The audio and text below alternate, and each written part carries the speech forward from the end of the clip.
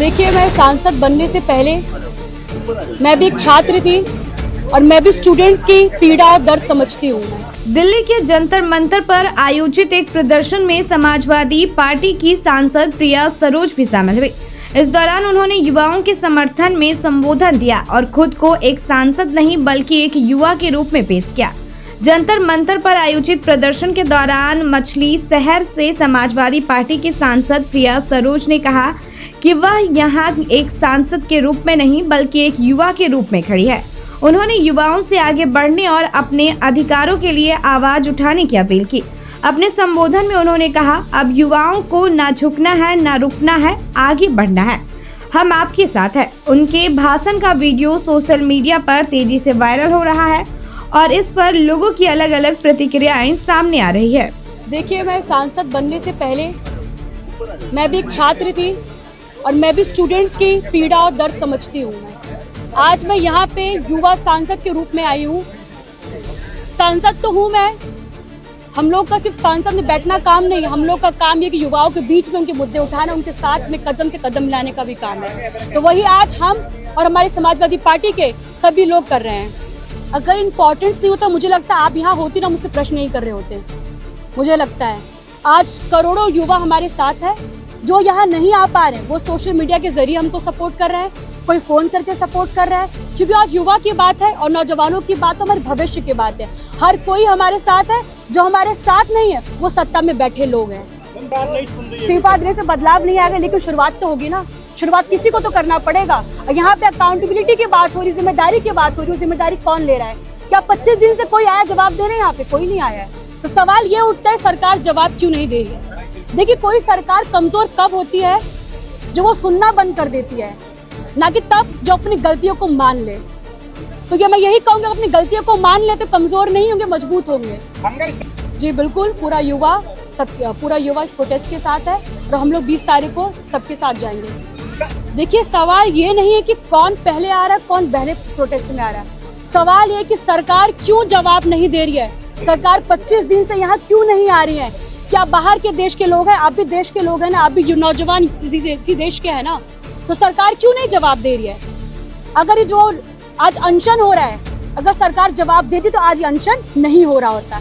तो कुल मिला के जो मीडिया भाई लोग हैं, ये आपका काम बनता है कि आप ये मुद्दा उठाएं, आप अपने मीडिया चैनल पे दिखाएं कि सरकार जवाबदेही नहीं है। और जो मैं ये कहती हूँ कि जवाबदेही लोकतंत्र को मजबूत बनाता है, लेकिन ये या तो हम ये मान लें कि सरकार में बार बार सवाल करो, ये सरकार कभी जवाब नहीं देती है, हमको सिर्फ सन्नाटा वाली जवाब मिलता है। तो सवाल सरकार पे उठना चाहिए, सवाल आपको सरकार से करना चाहिए कि नौबत क्यों आई हम लोग यहाँ पे अनशन करना पड़ रहा है, ये नौबत क्यों आई युवा इकट्ठा हो रहा है? क्योंकि आपका जो एजुकेशन सिस्टम है पूरी तरह से फ्लॉप है, बार बार पेपर लीक हो जा रहा है, बार बार भर्तियाँ जो रद्द हो जा रही है, इसका सवाल जवाब करना पड़ेगा। और मुझे लगता है जिम्मेदारी, अकाउंटेबिलिटी की बात है यहाँ पे। प्रोटेस्ट ज्वाइन करने का डिसीजन आपका इंडिपेंडेंट है या पार्टी ने आपको भेजा है? जी देखिए, ये डिसीजन हमारा भी, हमारी पार्टी का, हमारे राष्ट्रीय अध्यक्ष जी हमेशा युवाओं को साथ लेके चलते हैं और मुझे लगता है खुशी होती है कि समाजवादी पार्टी में सबसे यंगेस्ट मेल पुष्पेंद्र सरोज जी है, female youngest member of parliament हूँ।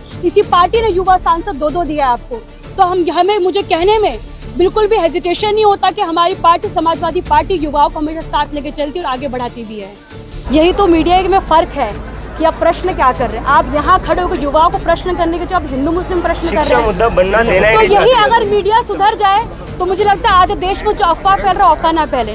तो प्रश्न आप जो पूछ रहे हैं, पहले आप खुद से सोचिए, यहाँ जो मुद्दा है, जो युवाओं का मुद्दा है, जो एजुकेशन का मुद्दा है, जो देश के भविष्य का मुद्दा है, वो छोड़ के आप हिंदू मुस्लिम के मुझसे प्रश्न कर रहे हैं, तो गलत तो यहाँ आप, ये प्रश्न आपको यहाँ नहीं करना चाहिए। देखिए, मैं सांसद बनने से पहले मैं भी एक छात्र थी और मैं भी स्टूडेंट्स की पीड़ा और दर्द समझती हूँ।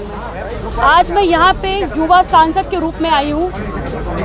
सांसद तो हूँ मैं, हम लोग का सिर्फ सांसद में बैठना काम नहीं, हम लोग का काम ये कि युवाओं के बीच में उनके मुद्दे उठाना, उनके साथ में कदम से कदम मिलाने का भी काम है। तो वही आज हम और हमारी समाजवादी पार्टी के सभी लोग कर रहे हैं। अगर इम्पोर्टेंस नहीं होता, मुझे लगता है आप यहाँ होती ना मुझसे प्रश्न नहीं कर रहे होते। मुझे लगता है आज करोड़ों युवा हमारे साथ है, जो यहाँ नहीं आ पा रहे, वो सोशल मीडिया के जरिए हमको सपोर्ट कर रहे हैं, कोई फ़ोन करके सपोर्ट कर रहा है, क्योंकि आज युवा की बात है और नौजवानों की बात, हमारे भविष्य की बात है। हर कोई हमारे साथ है जो हमारे साथ नहीं है वो सत्ता में बैठे लोग हैं। सोनम वांगचुक की तबीयत लगातार बिगड़ती जा रही है, सरकार नहीं सुन रही है। इस्तीफा देने से बदलाव नहीं आएगा, लेकिन शुरुआत तो होगी ना, शुरुआत किसी को तो करना पड़ेगा। यहाँ पे अकाउंटेबिलिटी की बात हो रही, जिम्मेदारी की बात हो रही है, जिम्मेदारी कौन ले रहा है? क्या 25 दिन से कोई आया जवाब देने? यहाँ पे कोई नहीं आया है। तो सवाल ये उठता है सरकार जवाब क्यों नहीं दे रही है? देखिए, कोई सरकार कमजोर कब होती है? जो वो सुनना बंद कर देती है, ना कि तब जो अपनी गलतियों को मान ले। तो ये मैं यही कहूँगा, अपनी गलतियों को मान ले तो कमज़ोर नहीं होंगे, मजबूत होंगे। कुल पूरा युवा इस प्रोटेस्ट के साथ है और हम लोग 20 तारीख को सबके साथ जाएंगे। देखिए, सवाल ये नहीं है कि कौन पहले आ रहा है, कौन पहले प्रोटेस्ट में आ रहा है। सवाल ये है कि सरकार क्यों जवाब नहीं दे रही है? सरकार 25 दिन से यहाँ क्यों नहीं आ रही है? क्या बाहर के देश के लोग हैं? आप भी देश के लोग हैं ना, आप भी नौजवान इसी देश के हैं ना, तो सरकार क्यों नहीं जवाब दे रही है? अगर ये जो आज अनशन हो रहा है, अगर सरकार जवाब देती तो आज ये अनशन नहीं हो रहा होता। तो कुल मिला के जो मीडिया भाई लोग हैं, ये आपका काम बनता है कि आप ये मुद्दा उठाएं, आपने मीडिया चैनल पे दिखाए कि सरकार जवाब दे ही नहीं है। और जो मैं ये कहती हूँ कि जवाब दे ही लोकतंत्र को मजबूत बनाता है। लेकिन ये या तो हम ये मान लें कि सरकार में बार बार सवाल करो, ये सरकार कभी जवाब नहीं देती है, हमको सिर्फ सन्नाटा वाली जवाब मिलता है। तो सवाल सरकार पे उठना चाहिए, सवाल आपको सरकार से करना चाहिए कि नौबत ही क्यों आई हम लोग यहाँ पे अनशन करना पड़ रहा है, ये नौबत ही क्यों आई युवा इकट्ठा हो रहा है? क्योंकि आपका जो एजुकेशन सिस्टम है पूरी तरह से फ्लॉप है, बार बार पेपर लीक हो जा रहा है, बार बार भर्तियाँ जो रद्द हो जा रही है, इसका सवाल जवाब करना पड़ेगा। और मुझे लगता है जिम्मेदारी अकाउंटेबिलिटी की बात है यहाँ पे। Posters targeting your party chief Akhilesh Yadav and late Mulayam Singh.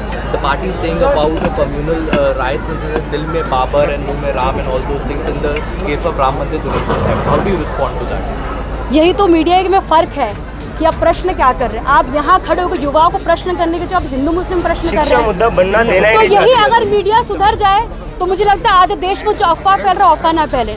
तो प्रश्न आप जो पूछ रहे हैं पहले आप खुद से सोचिए, यहाँ जो मुद्दा है, जो युवाओं का मुद्दा है, जो एजुकेशन का मुद्दा है, जो देश के भविष्य का मुद्दा है, वो छोड़ के आप हिंदू मुस्लिम के मुझसे प्रश्न कर रहे हैं। तो गलत तो यहाँ आप, ये प्रश्न आपको यहाँ नहीं करना चाहिए। प्रोटेस्ट ज्वाइन करने का डिसीजन आपका इंडिपेंडेंट है या पार्टी ने आपको भेजा है? जी देखिए, ये डिसीजन हमारा भी, हमारी पार्टी का, हमारे राष्ट्रीय अध्यक्ष जी हमेशा युवाओं को साथ लेकर चलते हैं। और मुझे लगता है खुशी होती है कि समाजवादी पार्टी में सबसे यंगेस्ट मेल पुष्पेंद्र सरोज जी है, female youngest member of parliament हूँ। तो इसी पार्टी ने युवा सांसद 2 दिया है आपको।